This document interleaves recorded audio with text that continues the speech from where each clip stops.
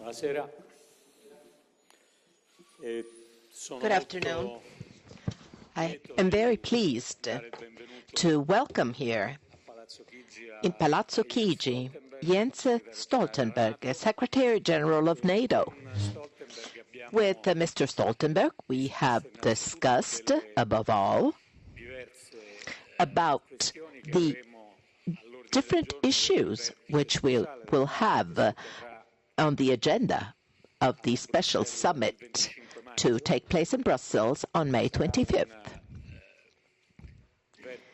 That will be a very special summit because it will be very brief, but it will focus on extremely important issues, and it will be characterized, moreover, by the presence, for the very first time, of the new President of the United States, Donald Trump. You know that the summit will take place the day before the Taormina G7 meeting, where the new French president will attend as well. The occasion, therefore, is very important. And I believe that the two issues which will be at stake during the summit will be extremely important for NATO and for our country. Number one, the contribution that the Atlantic Alliance can provide today in the common commitment against terrorism for the stabilization of our region as a whole. Now, this goal is especially important for Italy. We are extremely concerned on this because we have worked these past years to highlight in many venues, and especially in NATO venues, how important it is to focus on the southern flank. Let's say the area of the Mediterranean crisis, near the Middle East, etc., where all the energies of the alliance converge. And also the crisis situations that we experience in the north and in the northeastern area. Considering the crisis of terror, the new threat coming from the southern flank, in other words, from the Mediterranean, I think that in NATO venues, there is the political dimension, the defensive dimension has been underlined. It is a political dimension because NATO may play a fundamental role, indeed, as we say in the political jargon, a role of capacity building, stabilization, the capability of providing the countries that are threatened by crises situations, assistance packages, in other words, on training, establishing the structures, all which is fundamental. Let us take, for example, Jordan, Tunisia, and their stability is of extreme strategic importance. Hence, for us, the political commitment of the alliance in the Mediterranean, the southern flank, has always been extremely important. And this political dimension should be interpreted with a key that, let's say, will enable us to maintain a conquest which we have recently achieved and consolidated within NATO. In other words, the fact that our being firm versus threats coming possibly from Russia does not mean closing a dialogue with Russia, and especially a dialogue on issues that might be of common interest, such as the fight against the terrorism, for instance. The second issue, which will be the focus as well of the Brussels summit, the special Brussels summit, is the common commitments of the alliance, of the Atlantic Alliance. I believe that these weeks, the role of the alliance, also after Jens Stoltenberg's visit to Washington, it is quite important that the role of the alliance has been confirmed. It is a pillar. It is a true pillar of the relations between Europe and the United States and the other large countries which share the values and goals of the alliance. A confirmation of the role of the alliance is a common commitment on the ground of defense, on the ground of military commitment proper. I am, of course, underlining and reiterating topics which the Italian government has repeated often in these past months, and I myself have reiterated these values and our commitment at the White House last week. In 2014, during the summit in Wales, we have underlined the commitments, and we know that there is a goal. And in 10 years' time, these are commitments which Italy confirms and is following along that path. It is our duty to do so, but it is also a matter of a defense spending quota that we have already achieved. But of course, our path will be will take place steadily but slowly, because I would like once again to underline what we mentioned, what we discussed in our talks with Secretary General of NATO. It's not that we measure the extent of the role as defense providers of countries according to the military spending, the amounts or figures, which is important, of course. It is part of our commitment to the figures themselves, as we said already 3 years ago. But we measure this in terms of the capability of contributing to a common security.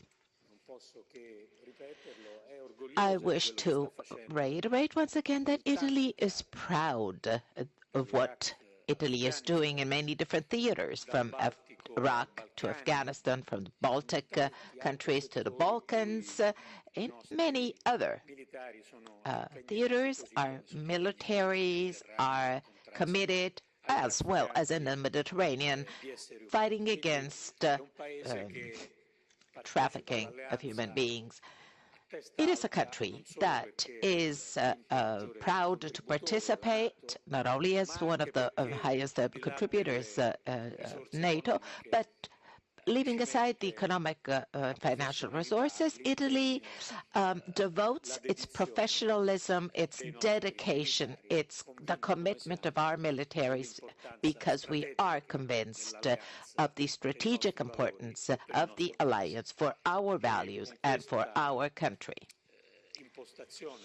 And therefore, with this framework, this focus, these are the ideas that we will carry to Brussels. Dear Jens, of course, it will be an extremely important summit, also from a political standpoint. Thank you. Thank you so much, Prime Minister Gentiloni. And Paolo, we have met many times before, but this is the first time we meet formally in your new capacity as Prime Minister, and I really appreciate this opportunity to meet with you to discuss a wide range of security challenges we face together in NATO, but especially to focus on the preparations for the meeting in May in Brussels, where NATO leaders, heads of state and government, are going to meet. The new US President, the new President of France, but also Montenegro, which is going to be the next or the new member of NATO. We will all be together there and showing the strength and the solidarity of the alliance to being together in Brussels at the leaders' meeting. Let me also thank Italy for being such a vital and highly valued NATO ally. You are contributing to NATO missions, operations, activities in many different ways. And that is of great importance for our shared security, for our collective defense, and for the strength of the alliance. You are on the top when it comes to contributing forces to our mission in Afghanistan. You are in Afghanistan with forces which are of great importance for the mission. I have met them myself in Herat, and they are there helping to stabilize Afghanistan and also helping to fight international terrorism in Afghanistan, and we thank you for your presence in Afghanistan. You are also present in the Balkans, helping to keep the Balkans stable and to also address the challenges posed by foreign fighters in that part of Europe. And we also thank you for being the lead nation, having the leadership in our KFOR mission in Kosovo. Let me also thank you for your contribution later this year to a Canadian-led battle group in Latvia, being part of our enhanced forward presence in the eastern part of the alliance. And Italy will next year lead our High Readiness Joint Task Force, or Spearhead Force, which is of great importance for the readiness of the alliance and the ability of the alliance to reinforce if needed.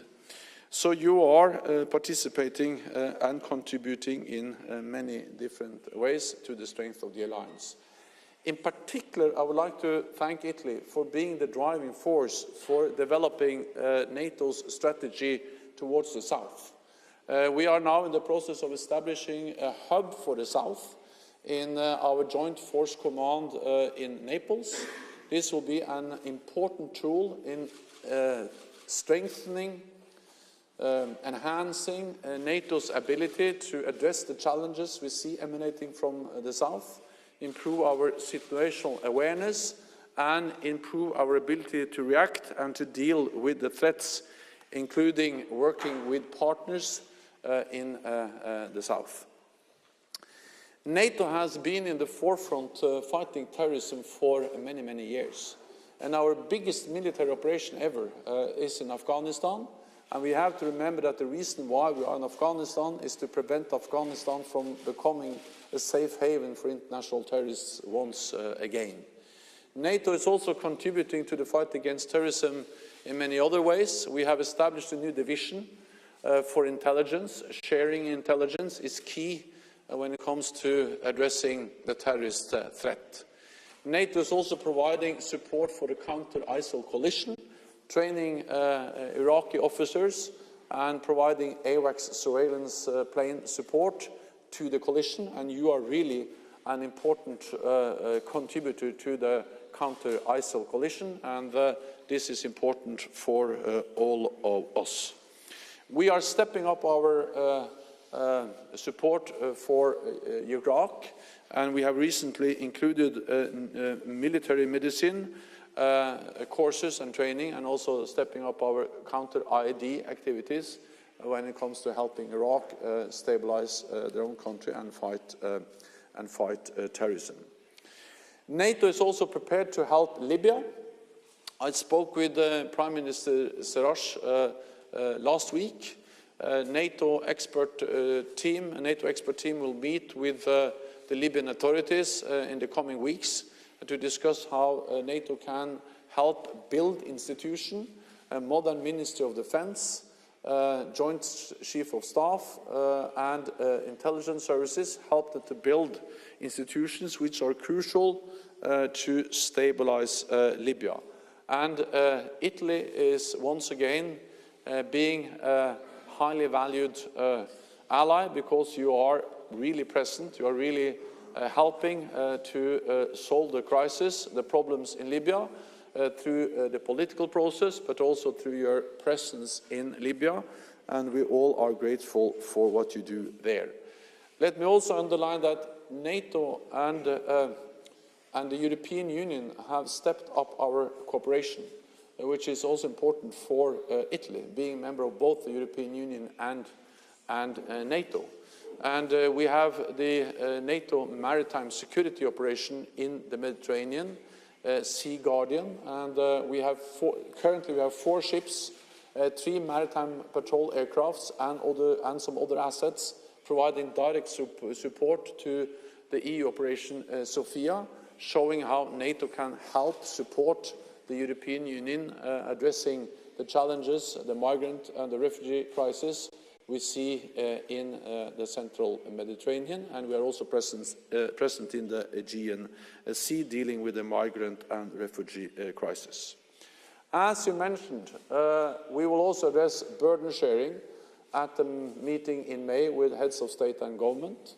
Burden sharing is about defense spending, and of course when tensions are going up we have to increase our investment in defense. I welcome that Italy has increased. Last year Italy increased defense spending, and we are following up on the pledge we made together in 2014 to stop the cuts, to gradually increase defense spending and then move towards spending 2% of GDP on defense within a decade.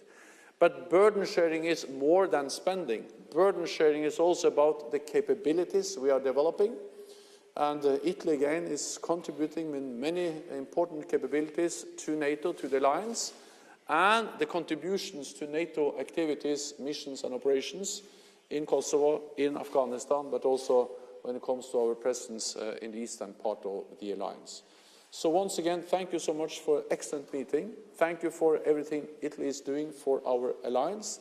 And I'm looking forward to see you again in Brussels on the 25th of May, together with all the other leaders, showing the strength and the unity of the alliance. Thank you. Grazie.